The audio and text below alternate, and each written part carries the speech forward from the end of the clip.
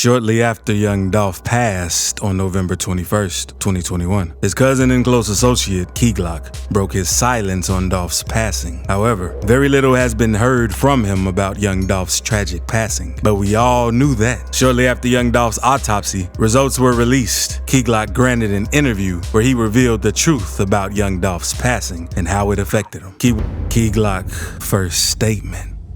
Young Dolph's happened on the 17th of November, while his family and friend, Glock, however, took his time before commenting on young Dolph's passing. Instead, Glock deleted all his social media accounts following the passing of young Dolph. He finally spoke up a few days later, on the 21st of November, via his IG story. Although it wasn't a direct tribute, but rather an address to those who have reached out to him since the unfortunate incident, he said, "Stop asking me if I'm okay, knowing, well, I ain't," alongside a broken heart emoji. With that message, Glock let the world know he was grieving and wanted to go through the process peacefully. Later on, he gave a proper tribute to his mentor, young Dolph, sharing a post via his Instagram page. Glock posted some throwback photos of himself and young Dolph and captioned them with an emotional message. He wrote, "Bro, I'm lost. My heart is torn. My brain about to explode. It hurts when I breathe." Glock went on to talk about young Dolph was his partner in everything that he did, and he was never going to be the same as his left-hand man was no longer with him. Young Dolph's passing no doubt had a huge impact on Glock, and listening to his perception during his recent interview, it's quite obvious that it would surely take Glock a while to get over the loss of his cousin and mentor, young Dolph. Words can't even explain like how I really feel about it right now. Yeah. So I try my best to like look over it, but I can't. This shit stuck with me forever. The interview.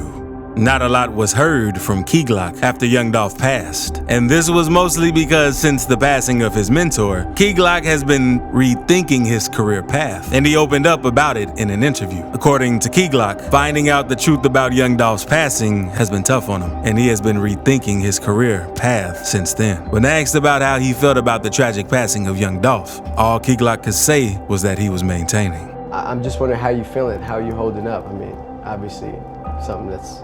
I'm content. I'm all right. When you say content, what does that mean? Like I'm maintaining. Like I'm not getting better. I'm not getting worse. I'm just here right now. Yeah. The interview host Speedy Mormon asked Glock if he had a routine to help him through this difficult time. Glock replied that nothing could make him feel better, describing himself as numb. Do you have people close to you that, maybe you're trying to keep your mind occupied, or, maybe you're trying to just distract yourself? What kind of ways have you been? Man, ain't nothing. Nobody can tell me it ain't nothing I can do that'll make me feel better. I'm just be 100. Yeah. Numb. Yeah. Glock also revealed what he was doing when he received the tragic news of young Dolph's passing. Do you remember how you found out and where you were? Never forget, yep. Where were you at? I was at home. Laying down, actually. Yep. And did somebody call you, or? Somebody called me in the house. Like, how you can hear when somebody call your name, like the tone of their voice, like you know something wrong, you just don't know what it is. Yeah. That's what it was. Glock rapped about Dolph's passing on the track Proud, which recently appeared on the deluxe edition of his latest mixtape, Yellow Tape 2. I lost my dog, I lost my man, won't lie, I'm really lost inside. I can get it back in blood, but still, I can't get back the time. And that humble, let's go, I'm spazzing out about mine. I got Dolph looking down on me, I know that. Proud, Glock raps. Before that, the only time Glock spoke on Dolph's passing was on Instagram shortly after he passed. In the lengthy post, Glock again described how he felt lost and how he felt that his brain was about to explode. In honor of Dolph's life, Glock got himself a piece of dolphin-shaped jewelry, as the dolphin was young Dolph's symbol. According to Glock, the item was his most expensive piece yet. Is there a piece of yours you have that's your favorite? My last piece I just bought a dolphin from Eddie. Yeah, all blue dolphin. My biggest piece too. It's big than this. It make this look like nothing. It's big, yeah. There relationship. Listening to Key Glock talk about Young Dolph would convince anyone that the two shared a close bond beyond being work associates and having a mentor/mentee relationship. They were brothers and family, and in all, they had so much love for each other. Young Dolph and Key Glock were friends, co-rappers, mentor/protege, and above all, they were family. Key Glock and Young Dolph were related as cousins by marriage, but they didn't meet each other until Thanksgiving in 2017. Key Glock shared his tracks with Young Dolph and saw talent in Key Glock. Dolph was excited about Key Glock's rap lyrical choices and the availability of dope musical beats for originals. Impressed with just one meeting, Dolph signed Key down to a contract with his prized Paper Route Empire label in 2017, and the duo created their first single, Major, in 2018. The Billboard hit song scooped in further funds and extra income for the rapper, approached by many million-dollar deals, all rejected by Young to ensure his independent rap career. Until his passing, Young Dolph took pride in being an independent rapper. In fact, he got entangled in a short beef with rapper Soulja Boy a week before he passed. That involved Soulja Boy challenging his independence as a rapper. Key Glock and Young Dolph also created full-length albums together. One of their main successful albums in the 2019 album is the 2019 album Dumb and Dumber, which they followed up with Dumb and Dumber 2 in 2021. Sadly, now that Young Dolph has passed, Key Glock doesn't feel the same about music anymore. He began with a change of his stage name to Glizzock, then a delay in releasing his music. And finally, it hit the world that Key Glock was pulling back from the scene after he made a tweet that implied that he was going to quit music and choose a different career path. While many fans were convinced that he felt that way because Young Dolph was no longer around to give him the push he needed, Key Glock only opened up recently in an interview. When asked what he meant by the tweet, he said he surely wasn't going to go to acting school. But for the music aspect, here's what he had to say. Yeah, I have my days, put it like that. I'm sometime with it right now. Yeah. Like I'm in it, but I'm not in it the same like I used to be, you know? How come? You know why, but, you know. Young Dolph's alleged hitmen.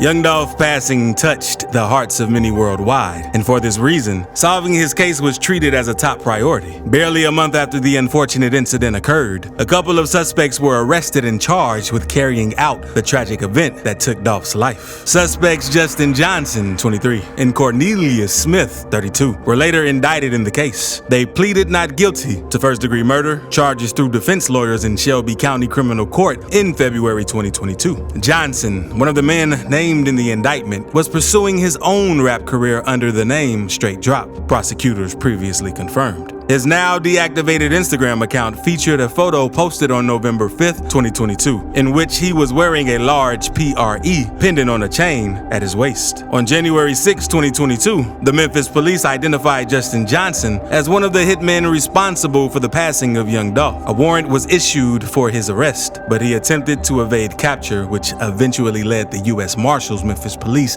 and Tennessee Bureau of Investigation to put a reward of $15,000 to anyone who had any information on his whereabouts. After his arrest warrant was issued, Johnson did not only try to evade capture, but he also taunted the police. He took to his official Instagram page to post about offering himself up for arrest. Turning myself in Monday at 2:01. I'm innocent. A message posted on an Instagram story on the known Instagram account for Straight Drop, at Straight Drop, said, "I'll be back sooner than you can blink." But instead, Johnson went on to release a track and music video titled Track Hawk. He rapped, "Feds watching on fake pages. Don't up in my camera. Keep my mask. The only time he see my face sees, I'ma blam him." As he posed with a wad of cash in a gas station parking lot. Johnson was eventually arrested on Tuesday, January 12, 2022. A warrant is currently active for Shondell Barnett for his place in the connection. Additionally,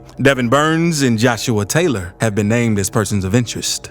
Hitmen appear before the court. The men made their last appearance related to this case back in February, where the two pleaded not guilty. According to their lawyers, it could be some time before this case goes to trial. Reports claim that the state of Tennessee is still turning over documentation and video as of now, so I suppose it could probably be a year or so before we could ask for a trial date. Juni Ganguli said, as of now, both men are co-defendants in the case, and it's still too early to tell if that will change. While the men aren't required to go to trial together, the outcome could depend on the prosecution's case. There's no way to protect your client if a co-defendant chooses to testify against them, and the state wants to use that co-defendant as a witness, Ganguly said. Is that going to happen? I'm not sure, but that is a very real concern. During the hearing, Skoll requested a bond hearing for Smith. Skoll said under Tennessee law, everyone is entitled to a bond with the exception of a capital offense or if someone is seeking the death penalty in the case. He said they hadn't received such notice in the case, so they're seeking a bond. According to Ganguly, Johnson has another matter pending in federal court for unrelated charges. He didn't ask for a bond for his client. He said his client was already detained in federal court with violation of supervised release. He wouldn't be going anywhere, so to speak, even if his bond was ROR, released on one's own reconnaissance. Autopsy results. Almost 5 months after young Dolph was his autopsy results have been released, and they show that the rapper suffered terrible wounds before his passing. According to the autopsy results, young Dolph was 22 times during the crossfire. The findings from the West Tennessee Regional Forensic Center say that Dolph was hit in his left chest, left abdomen, right chin, right neck, right shoulder, both arms, and multiple times in his back, the station reported. Those wounds both include where they entered and exited his body. Young Dolph's aunt, Rita Myers, revealed in an interview that she saw the details online before she saw the actual reports. According to her, she was bracing herself, considering the details already reported by local media. It's difficult to process. This takes us through it all again. We're going through a whole lot right now, and this adds to it, Myers tells Rolling Stone. Young Dolph family speaks. After young Dolph passed, it took a while for his family to comment on the unfortunate event. And just as it was a huge blow to the world, young Dolph's passing was an even bigger loss to his family, especially his longtime girlfriend and mother of his 2 kids. His family's statement expressed their grief and how badly his passing had an impact on their lives. While they were heartbroken over the tragic incident, they were still happy about the times they had him with them and the role he played in their lives. The statement ended with the family saying, "As a family, we were blessed to call him our son, our nephew, our brother, our cousin, our partner, and our father. And now we have the honor of calling him our angel, a role he has always played."